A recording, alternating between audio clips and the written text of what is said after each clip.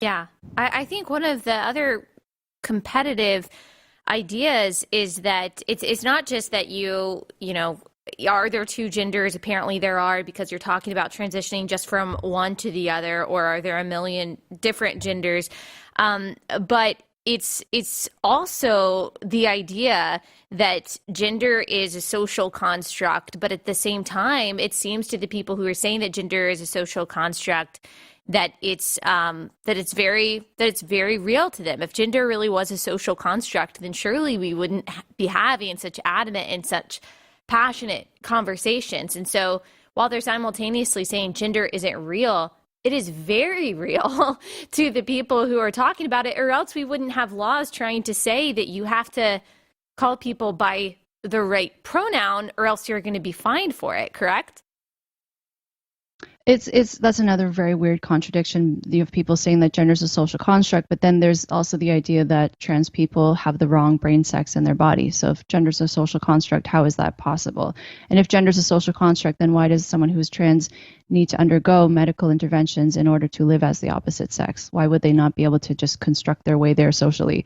So in terms of the research literature that shows gender is not a social construct, that it is influenced by biology, it comes down to the prenatal environment. And as we touched on earlier with trans people who identify more as the opposite sex, it similarly stems from that underlying cause. Yeah. So I don't think we have to pretend that, I mean, I'm sure I don't need to argue with you about this necessarily, but I don't think we have to pretend that gender is a social construct in order to advocate for equal rights for women. And I don't think that acknowledging biologically based sex differences between men and women is inherently sexist. It's only sexist what people choose to do with that information if they choose to use that as a way to discriminate against women.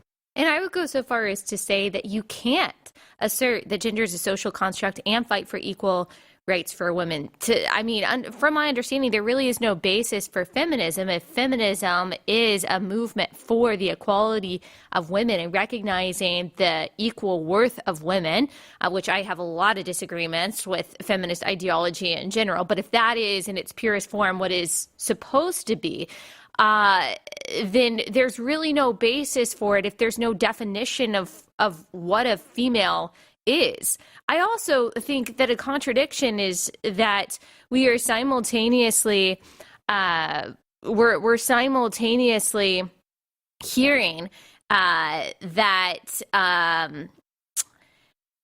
I just lost my train of thought. I've been trying to ask this question for like 5 minutes okay, here's my question. We're simultaneously hearing that, okay, so it's fine for a man to, wear a dress and do whatever he wants to do and still be a man.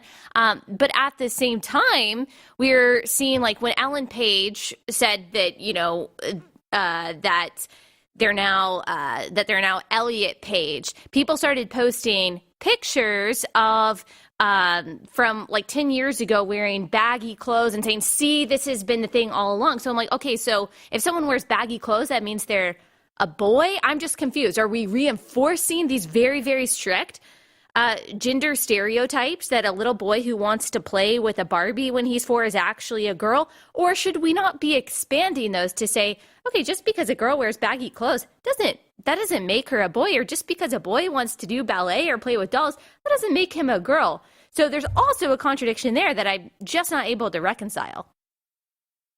To me, it is quite regressive to say that, because I do see this happening more and more now, that if a child, say, wears sex that the opposite sex tends to wear, that is a sign that they actually are trans, or that they are not really their sex. So if you have a little girl who wants to wear boys' clothing, that she must really be a boy. That to me is really strange, and I don't see why a little girl can't wear boys' clothes or vice versa. Going back to your point about if gender is a social construct, that was one of the biggest things that turned me off of feminism myself. I write in the book how I used to really be a hardcore feminist, and as I learned more about the science and I realized that a lot of feminist ideas are not backed by science, it was off-putting, because what you see then is women will feel this pressure to be more like men, even if they aren't that way. I don't think there's anything wrong for women to be more masculine or more male typical. But what happens when you say that gender is a social construct is that masculinity remains the gold standard. and then femininity is seen as aberrations of that. So I don't see that as actually helpful or empowering of women, because we're essentially telling women that in order to be treated equally or to be worthy of respect, you have to be more like men.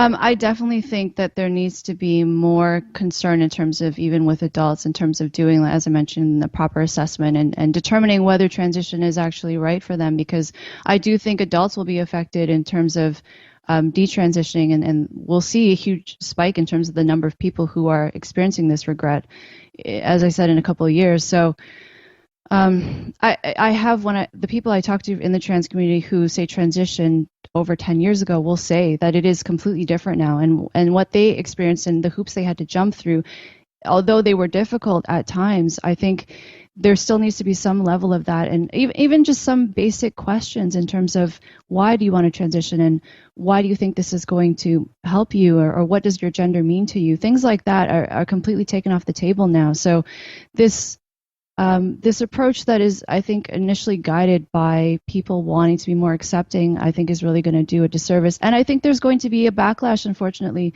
potentially to the community, because when all of these people, adults and children, start detransitioning in a few years, I think people are going to grow more skeptical of the community and say, well, this is what you were supposedly asking for, and look at what the effects of that are. So I guess I would really ask your audience not to judge the average transgender person based on this extreme ideology and these extreme demands, because most of them are not on board with that. Yeah. I'm a liberal, and I'm super concerned because I think this makes all liberals look bad, and because very few liberals seem to be willing to challenge it. I think there are going to be huge repercussions as a result of this, and it adds also further to the political divisiveness that we see more broadly, and I think it's really not a good direction that we're headed in, whether you're looking at, say, gender or race or any of these points. So especially with education, I get the concern there, because children don't know any better, and if they're being taught ridiculous things like biological sex is a spectrum, or that people can identify as a million different genders, I get why people are saying, well, we don't want anything to do with this. So I should mention, in the book, I go through 9 different myths, and I use a scientific approach to debunking these myths and explaining why they are not true. And so some of those myths, I mean, these are things that are being taught in children's curriculum, things like biological sex is a spectrum, that gender is a social construct, that gender-neutral parenting works, that there are no sex differences in terms of dating and relationships when it comes to men and women.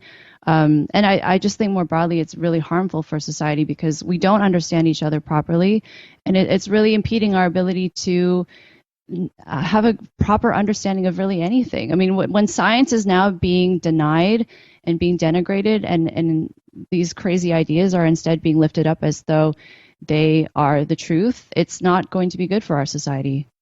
You will have, because what used to be considered, so sexual orientation is supposed to be based on sex, but now it's being defined as gender. So someone who identifies as a woman should be viewed as a woman. I have no issue referring to trans women as women, but also with the acknowledgement that there are some differences. And I have a chapter in the book that specifically talks about this with regard to being in the bedroom or relationships, with sport, with prisons, Right. women's spaces, language, everything. And so with, say, lesbians who are attracted to women, you have some trans women, not all, but some who will say, well, because I identify as a woman, you should also be attracted to me.